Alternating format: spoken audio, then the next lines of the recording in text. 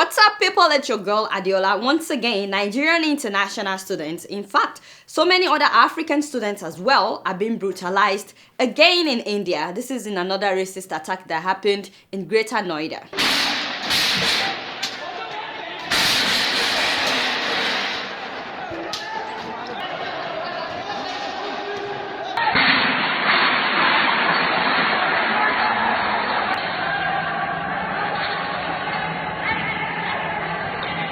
Just imagine, these are students that left home in hope of better education opportunities in India. Apparently, an Indian boy went missing and his parents sent policemen to ransack the homes of Nigerian students that were living in the neighborhood, claiming that Nigerians are cannibals, so they must have killed and eaten this boy.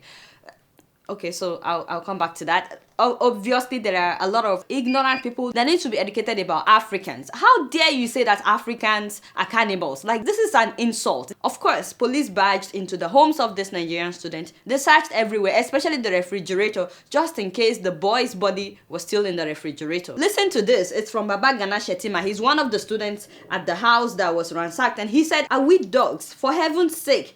Although we were all scared, yet we cooperated with the police as they searched everywhere, even the fridge. They said we might have reserved some of the body parts for dinner or breakfast." Can you imagine? These are the policemen now, so policemen would also buy this kind of idea. Anyway, despite not finding the boy or his body parts, they arrested 5 Nigerian students. Meanwhile, the boy returned home. He returned home by the same boy that they said was eaten by Nigerians, returned home after some hours, apparently overdosed on drugs. He felt sick and his family took him to the hospital. Unfortunately, the boy died of drug overdose, despite the fact that he walked home with his own 2 legs. Police kept the 5 Nigerian students overnight. In the morning, several Nigerians and other African students decided to march in protest for them to release those 5 students, only for them to hear that the 5 students had been charged with murder. I was like, what? Meanwhile, that rumor that Nigerians ate the Indian boy had already circulated everywhere. Nigerian students were being brutalized on the streets.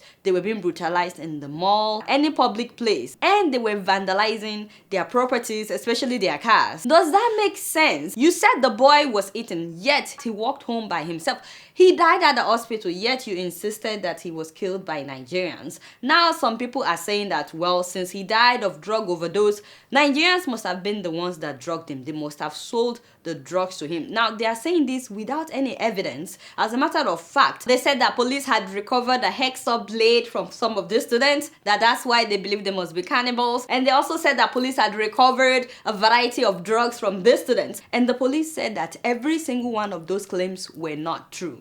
I had to say this because a lot of people have been saying, well, Nigerians are always dealing in drugs. Nigerians go there to deal in drugs. That is not true. That is not true of everybody. As I've always done on this show, I strongly condemn dealing in drugs. I strongly condemn it. Not to talk about dealing in drugs in another man's country. No offense, but you will be really stupid to be dealing in drugs in India, especially if you are from Africa, considering the level of racism towards black people in India. Having said that, not all Indians are racist. There are some Indians that are very nice and that respect people of all races. In fact, I have a lot of Indian friends myself, but there are still a lot of racist Indians. Now, in all of this, as usual, the Nigerian embassy in India did not fight for these students. Can you imagine? I mean, they will always wait until the damage is done. We don't have a government in Nigeria. This is why people keep treating us like this everywhere we go, because they know that our government will not fight for us. Honestly, what's the point of having Nigerian embassy in India? I don't know. The embassy is not just supposed to be for us to collect passport or visa. There are so many things that the embassy is supposed to be doing. And this is not just peculiar to Nigerian embassy. All African embassies, there should be a safe house in the embassy, by the way, because when these students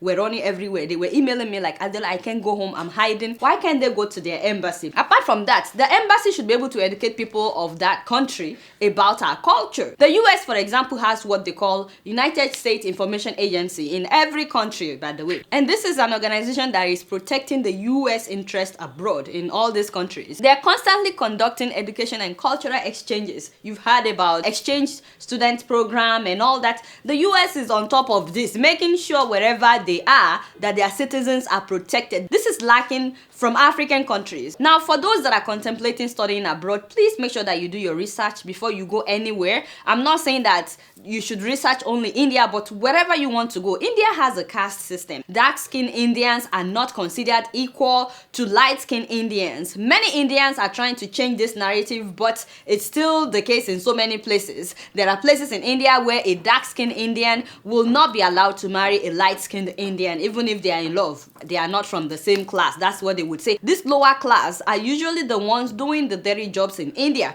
If they don't see their own people as equals, why would they have regards for people that are coming from Africa? Like I said in my home video on this incident, I had a video on YouTube about it. For those that are looking to go to school abroad, I would recommend Canada. Not that Canada doesn't have its own issues. Every country has its own issues, but Canada, to me, is more immigrant friendly. There are so many schools that are affordable in Canada, and you can work both on and off campus. That's the one good thing about Canada. Check out some of these provinces. There are so many provinces you can check out, and they have great schools there. Honestly, if this is something that happened once, I won't be this upset, but this is not the first time. Last year in South Delhi, a Congolese student was stoned to death, and that was just before his birthday. The incident was reported from Kishangarh locality. The group reportedly attacked Olivia, and as he tried to escape, they chased him for around 20 to 25 meters and attacked him once again with stones. The police has now lodged a murder case and is examining CCTV footage. Can you imagine? Also in 2013, a Nigerian was stabbed to death in Goa.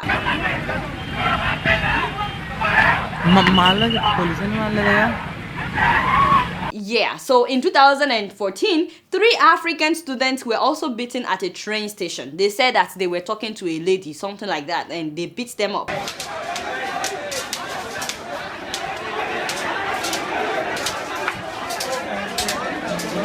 So I'm trying to let you know that this is not an isolated case. This thing has been happening for so long, and keep in mind that not all the attacks would be caught on camera. A man who's been working in India for over 10 years was brutally beaten and racially abused after he asked 2 men on a motorcycle to drive properly. I expect him to say sorry. Say, you Negro, you are a foreigner, you don't have right to open your mouth here because we are the indigenous people of this land. These are just the ones that we heard about. Now, after the Nigerian students were accused of being cannibals, a Kenyan lady was in a taxi. She was in a taxi when they pulled her out and beat her up. She landed at the hospital. They injured this lady. They kept shouting that she's a Nigerian, and she's not. But hey, I guess everybody that looks black must be from Nigeria. That is how ignorant some people are in India. Are you trying to tell me that this also has to do with drugs? For those that are saying Nigerians are doing drugs in India, how do you determine that somebody is a drug dealer when you pull the person out of a taxi? I'm just trying to let you know that in India, racism towards black-skinned people is real. People need to wake up, and you know what? Bleaching will not help you. There are more than 1 million Indians living in Nigeria. You know that, right? And you know we treat them as if they are kings. You cannot tell me that all Indians in Nigeria are saints, yet you don't see us treating them like this. It's the Navaratri festival live in Lagos.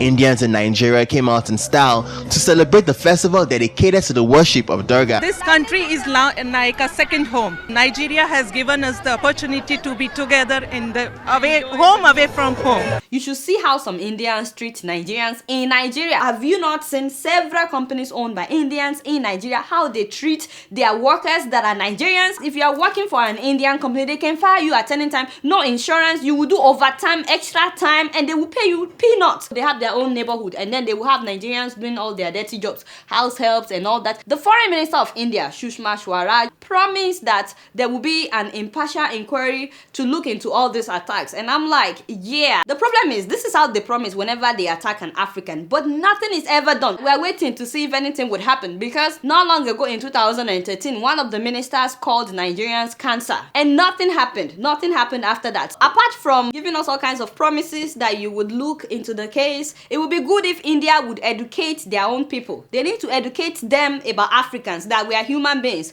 We are not monkeys and we are not cannibals. This whole idea that Africans must be cannibals need to be eradicated from the brains of so many Indians. Having said that, I can't really blame India. You know, when our leaders fail to develop our countries, they travel abroad, they see how life is elsewhere, yet common good hospital of international standard we don't have in Nigeria. So where do we go for treatment? India. And then our schools are nothing to write home about, so we go and study in in India. Honestly, shame on Nigerian officials. Having said that, people will continue to go to India to study. I mean, the world is becoming a small village. People will go to different parts of the world to study. Americans are studying in India. People from UK are studying in India. People from different countries are studying in India. At least their countries are developed, yet they are studying in India. The only difference is, if any of those people from those countries are attacked, their government would fight for them. But our government will not do anything until it's too late. Anyway, you guys know I don't know much. Guess what? I'm just keeping it real. Moving on to South Sudan, famine and violence have caused people to flee the country and seek refuge in neighboring countries, in Uganda, in Kenya, in the Democratic Republic of Congo, different places. They've gone to so many countries. Official report says that more than 785,000 people have fled, but unofficial reports from people on ground says at least 2 million people have fled the country. In fact, the UN now says that about 4,000 people are fleeing the country every single day. Every day. As you guys know, there has been an ongoing war between the Dinka tribe, those are the forces that are loyal to the president, that is a Salva Kiir, and also the Noah tribe rebels, those are the people that are loyal to the former vice president Riek Machar. After civil war broke out in 2013, a peace deal was reached between these two groups in 2015. Yet, in July of last year, fighting began again. There's a genocide going on right now in South Sudan. They are killing each other based on their ethnicity. That is so sad, because it's not just happening in South Sudan. I don't know why we Africans, it's so sad, because when we go abroad, people discriminate against us for being black, and then when we are in our own country, we kill each other based on our ethnicity. It's so unfortunate. In the past, fighting was concentrated in the north, but it has now moved down south to the central equatorial state. What pains me in all of this is the fact that South Sudan recently became independent. It's still the youngest country in the world, is it not? I mean, they're supposed to have the best of everything, but they've never enjoyed the independence because of the selfishness of those at the top. Now, aid workers and the United Nations officials are saying that at least 300,000 people have been killed in South Sudan. This is a genocide going on in South Sudan. These are South Sudanese people being killed by South Sudanese people. What I don't understand is, whatever the president is, why won't he stop this menace? And I know that the former vice president has left the country, so those that are killing in retaliation, why can't they also think about the big picture and stop this menace? Meanwhile, I keep wondering and I keep asking myself, maybe you can tell me,